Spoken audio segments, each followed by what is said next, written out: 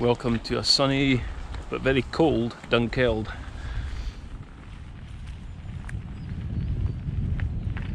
And I'm filming this because it's new bike day.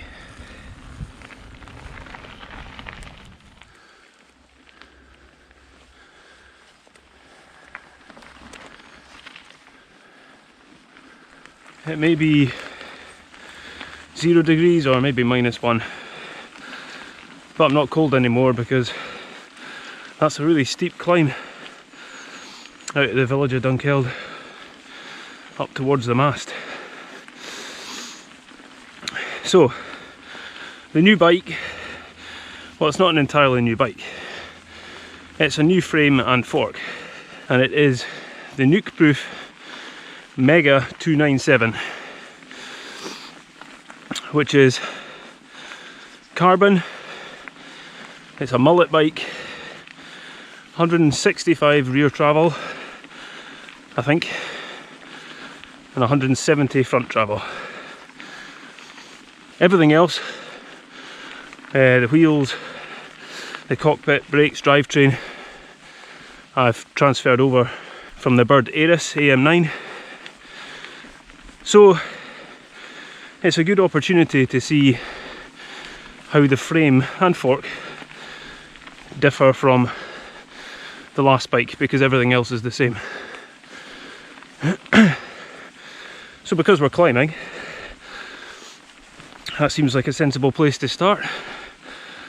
This bike has a bit more travel and it's a little bit slacker than the Bird, so on paper it shouldn't quite climb as well, but it's got a steeper seat angle, and I think that is the key to how well a bike climbs, because I'm not really feeling any difference between the two. This fast coil shock does have a lockout on it, which I'm using right now, and it actually works really effectively. I wasn't sure if it would just be a gimmick, but it totally firms the shock. I'm not sure how that works with a spring, but it's really good. Having said that, when it's off, it's not crazy bobbing up and down. It seems very similar to the Bird.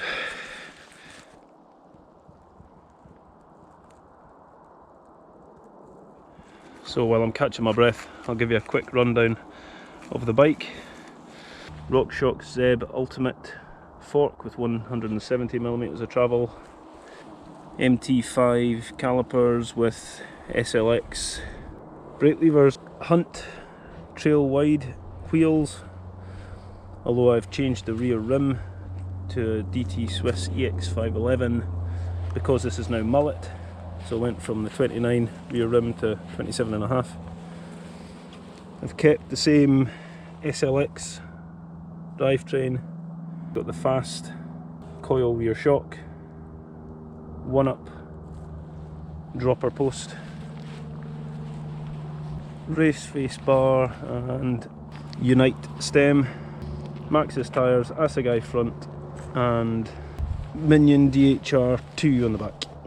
I ride flat pedals in the winter, clips in the summer, and it's the Nukeproof Horizon flat pedals I'm running. And of course, because it's Scotland, a mud hugger. You'll have to excuse the external rear brake hose because the Bird had external cable routing and it was a much more direct cable run for the rear brake hose. So that wasn't long enough to go through the frame because this is internal. So I'm waiting for a new brake hose, it just didn't arrive in time. If you're not interested in all this bike chat, I will be filming the descent I'm about to do, so just turn the volume off, skip forward a bit, and I'll do a full run of the trail from the mast. I went for a large frame, although I'm only 5'9", so I was right at the bottom of what they would recommend for a large, but the geometry numbers for this large frame were almost identical to the medium long Bird Aris AM9 I was riding, so I thought it would be a safe bet. Because I liked the geometry of the bird, I was always comfortable in it, so I opted for the same numbers for this rather than the medium, thinking I might be a bit cramped on it. I'm not sure if that was the right decision or not, but this does feel comfortable.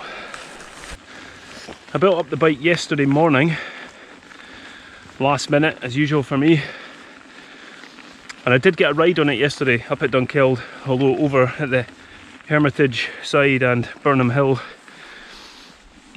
So that was like the shakedown ride, make sure everything was tight, nothing was going to fall off. Just trying to get everything dialed. And it felt really good. Straight away I noticed the coil is really supple compared to the air shock on the bird. Now the air shock on the bird was a RockShox Super Deluxe, and it was an excellent shock. I was always quite pleased with it, but this is noticeably more supple. I did notice a couple of pedal strikes where I don't think I would have had a pedal strike on the bird. So I think the bottom bracket is lower, or the bike sits lower. So that's, I guess, a negative you could say.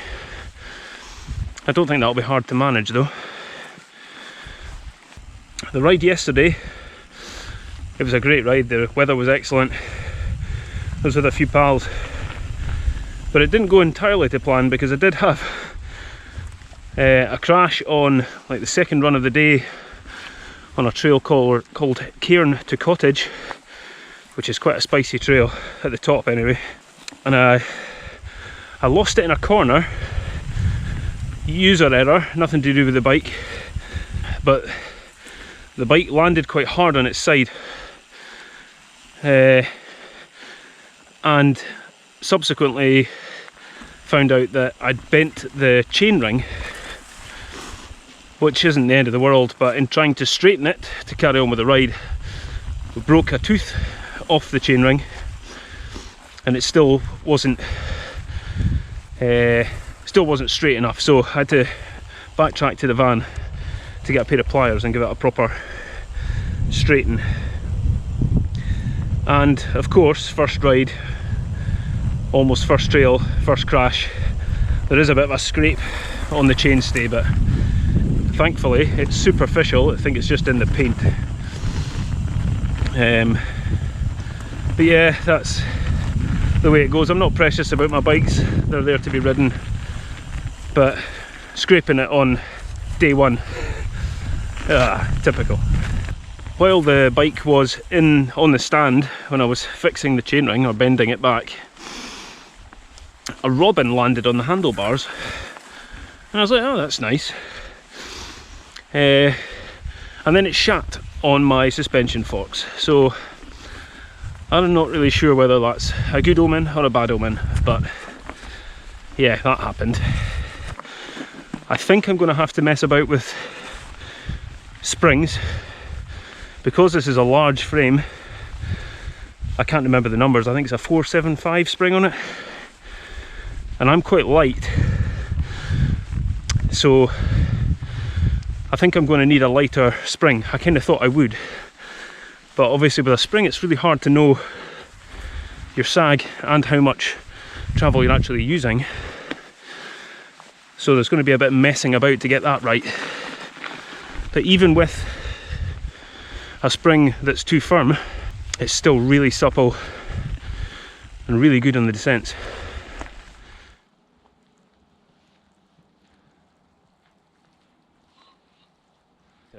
Made it to the top,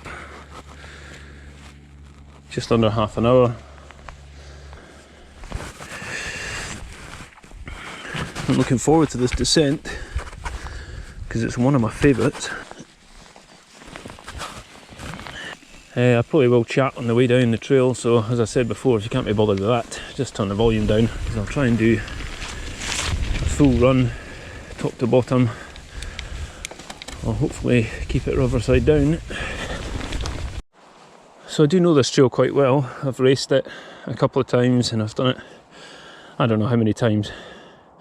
I've probably not done it for about a year maybe. But it's excellent, it's got a bit of everything, so it'll be a good test for the bike. And there are some steep bits down the bottom, some drops.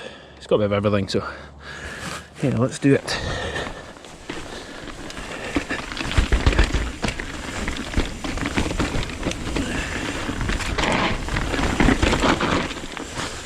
Straight into the seminar.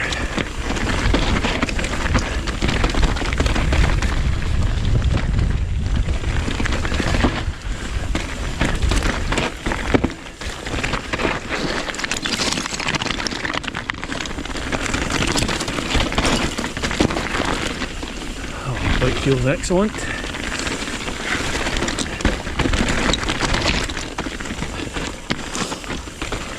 I'm hoping the slacker bike, it's smaller diameter rear wheel, makes these tighter bits a bit easier.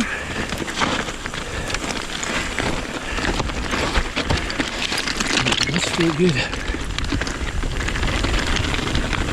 I let a bit of air out of the fork, so I'm probably getting a bit more travel. That's quite a big drop. Oh, a bit messy there. It's a tricky bit of trail, huh?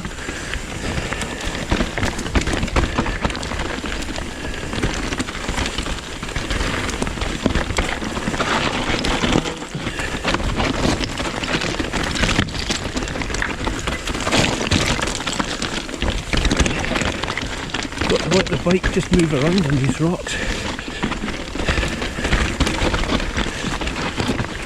Yeah, the bike turns well and that kind of stuff. Oh, tricky bit.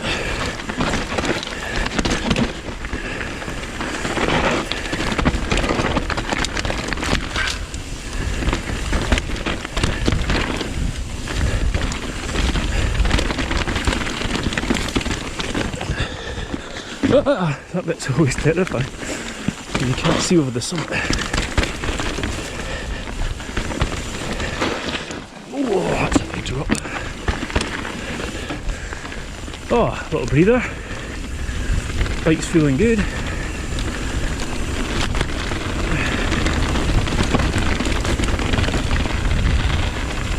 A little G out here.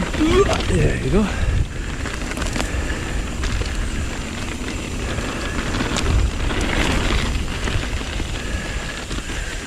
Now, yeah, I think this is the bit.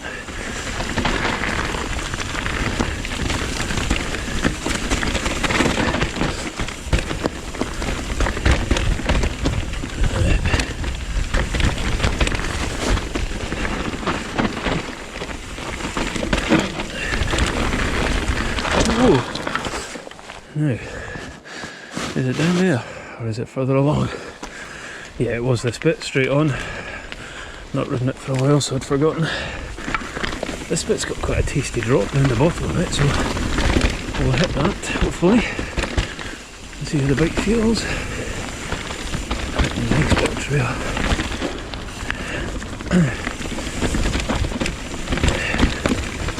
Here's the drop. Oh, yeah, okay. Thought I coped with that well. I don't think I hit it very well, but no dramas. And there we go. Excellent. No crashes, that's the main thing. So the bike feels good. I've got a bit of work to do though, because the fork needs more setup time. I'm going to try a lighter spring. Need to adjust the brake calipers because they're rubbing a wee bit. Seat angle, saddle angle rather. But yeah, going to get along just fine with this bike. Well, that was a short but excellent cycle. Bike felt really good. If you've got any questions about anything on the bike, let me know. I'm a bit of a bike nerd, so always happy to chat about bikes. There's the bird shit from the robin. Thank you, Robin. So thanks for watching, thanks for putting up with all the waffle, and I'll see you again soon. Cheers.